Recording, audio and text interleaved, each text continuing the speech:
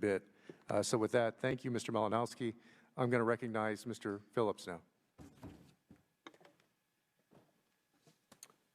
Thank you, Mr. Chairman, and to each of our witnesses, I celebrate your courage and gratitude on behalf of this entire committee for being with us today.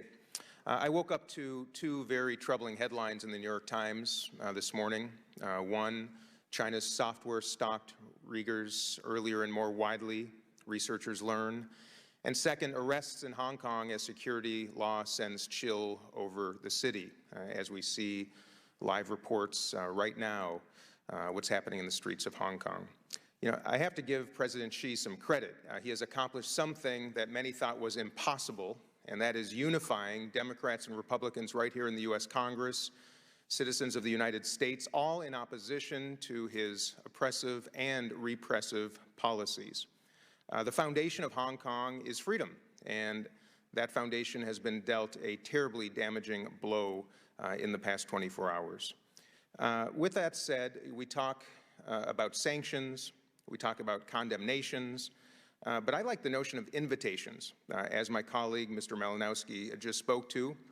That is why I'm an original co-sponsor of his bill, the Hong Kong People's Freedom and Choice Act, which will protect Hong Kongers who are facing persecution.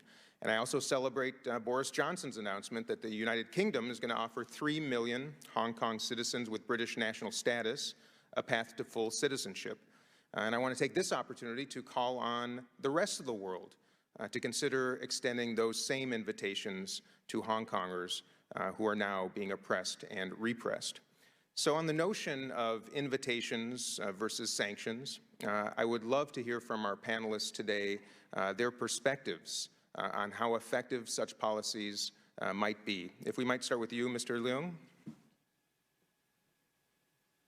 Thank you for the question. Again, I myself and many of my close friends have to face the very difficult situation of leaving Hong Kong because of decades of possible imprisonment. So having a lifeboat, having a safety valve for people who are in immediate danger and in a situation where the court is not independent anymore because the chief executive could actually handpick judges is extremely important. So that's the first. And I think secondly, invitation and sanction are not mutually exclusive. And I would reference the ideology of the movement that has been very popular in Hong Kong, which is be water. I think people in Hong Kong are very flexible in their tactics. If they have to leave for immediate danger, they would do so. And they will continue their fight in overseas, for example, in the United States. So I think a combination of those strategies by offering tangible pressure on China and on the other hand, offering a viable option for Hong Kong people are extremely important and well balanced.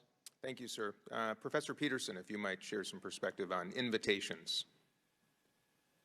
Yes, I would fully support the idea of the Safe Harbor Act and the Freedom of Choice Act. And I would like to also circle back to a point that one of the representatives made about academics and students. And I would just like to suggest that you might look into the network. There's an international network known as Scholars at Risk.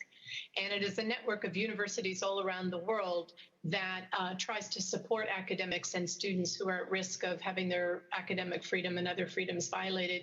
And often what that needs is some funding to be able to help bring academics on academic visits where they can escape persecution and actually do some research. So I think that would be very productive. And then I would just like to reiterate the importance of the United States being more active in the UN human rights treaty monitoring bodies and ratifying more treaties and getting reactivated when the UN Human Rights Council. Thank you. Thank you, Professor. Mr. Law.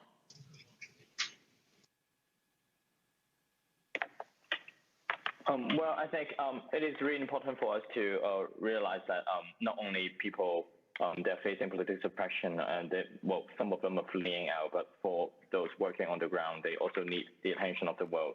So I think these combination of strategies are much needed. Okay, thank you. And Mr. Lee, if you want to share some perspective, we have about 20 seconds left. Yeah, thank you. I think invitation is one strategy. And I think people in Hong Kong, those especially who are under immense fear of their future security, can have a safe harbor is very important. But at the same time, we are in for the long haul. I think the resistance in Hong Kong will be in for the long haul, and we need a long-term support, and we hope that we can get it. International community support Hong Kong in the long term, not just during just this moment of necessary law, but it will go on for some time. Thank you. Thank you, sir. A good reminder to all of us. I yield back my time.